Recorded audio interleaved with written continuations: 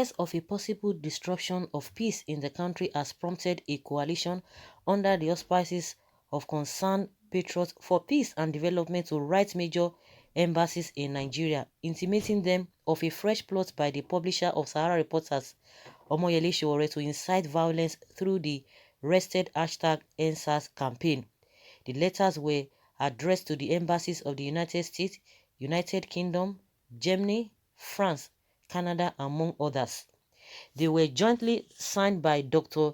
Chibuzo Amechi, Coalition of Igbo Professionals, Dr. Aremu Gbenga, Coalition of Yoruba Elders for Peace and Good Governance, and Barrister Mohammed Ibrahim, Coalition of Northern Professionals, respectively. It was entitled An Open Letter on the Plot by Sowore to Incite Violence Against the Federal Government. They wondered why Sowore would seek to revive an action that has since been suspended. This, it added, what more so that the promoters of the protest for the disbandment of the SARS have since called off the demonstrations with a view to giving governments at all levels the benefit of the doubt.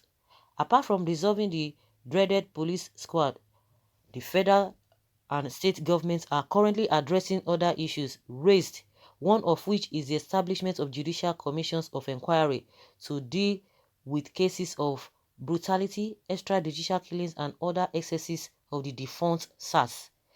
We are constrained by events of the last 1 week to write this open letter to you to intimate you of premeditated moves by one Omoyele Sowore to incite public disturbance against the Nigerian government, the group said. The letter says, Your Excellency, our resort to this open letter is occasioned by the urgency of the situation, as intelligence at our disposal has confirmed that Sowore, who certainly has sponsors, has concluded plans to hijack the now rested #EndSARS protest to allegedly cause anarchy in Nigeria, thereby instigating an illegal change of government. As a guide, we may draw your attention to the protest of Sunday, November 1st, 2020 at the Nnamdi Azikiwe International Airport and the Force Headquarters Precinct, all in Abuja, as well as that of Friday, November 6th at the entrance to the National Assembly, which were led by Sowore. With benefits of hindsight, we fear that this ongoing move has the potential of disrupting the peace and security of the country that is yet to recover from the killings, looting, and destruction of public and private property that attended the wave of nationwide protests a few weeks ago.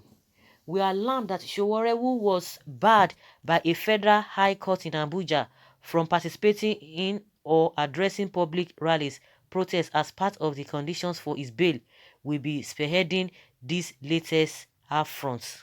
Okay. Coalition for... what do they call themselves? Okay, this is group. Okay, coalition of Igbos, coalition of Hausas and Northerners and whatever, coalition of Yoruba. This country, you are going this way, some people are going the other way. So it was a deliberate act. No, they are telling us that I don't know whether they have really called off the protest. They did not cut off the protest. It was the government that forcefully stopped the people. The government stopped the people, and the curfew they imposed was just for 24 hours. It did not say they banned them, and that was why they are beginning to sing the praises. Oh, singing, make it loud, singing it loud that, oh, the police said they are not going to tolerate any form of protest. I don't just understand. Do the right thing. No, they will not do the right thing. Of course, these are the people, when you have devil will have a agent, his children. Of course, you will still have them in every regime. They will be working for the government at all levels. At all levels, they will be working. And I don't know why this whole thing, they want to remove the government of Buhari. They want to remove the government of Buhari. If Buhari is doing well, nobody is going to remove him. Why are you guys scared? The majority will be on his side. Nobody will come out. All of those mouths that Femi Adesina was making when Sowore, when they were calling for a revolution now, and the other time when Charlie Boy was calling out people, oh, our Mumu don't do. they were so happy because people did not come. So that was what was giving them kind of confidence that, oh, people are not interested, and they didn't know that people were just afraid. People were hungry. People didn't want to come out because of fear, because of the fear of the unknown. People like Femi Adesina was happy. Say, just go and check the protest. They were not even up to 100. You want to compare that to millions of Nigerians that voted for Buhari. But when this one happened, oh, he began to say, oh, those people are greedy, that the protesters are greedy. Those people, it's not because of the hunger, because they are hungry, but because they are greedy. That was why they were looting palliatives. You know that they are not even ashamed of themselves. So this NSAS protest, they didn't stop it. You forcefully, you know, chased people away from the streets. So because they believe that by the time they do that, a lot of people will be scared. And it's not everybody. Even if it's only one person, people will still come out. You can't cage everybody. They are not disturbing anything, because I don't know why they are always afraid. They want to remove Buhari. They want to remove Buhari. Buhari that cannot come out and address the people. If he comes out, the confidence in people will be skyrocket. It will build the confidence in the people. How can you be saying you have a president and he does not speak to anybody? Maybe he comes out to speak two times or three times a year, and when he's even speaking, you don't even understand. There's no relationship between himself and the masses. There's no relationship. Somebody cannot just come and just speak your mind. No, it has to be a written this. You will just read it and that's it. They say he has spoken. Those people who are always supporting what is not. Go and check other, even in African countries. Our next door neighbor here, Ghana. Is that how their president speaks? When that man speaks, you'll be so happy that somebody is speaking. Okay, they will tell you, oh, Buhari cannot be submersating. It's by action. What action are we seeing? No action. The action we are seeing is of negative impact. People will protest and it has become a problem. They want to make protest in this country a taboo, an abomination. That is what they are talking about.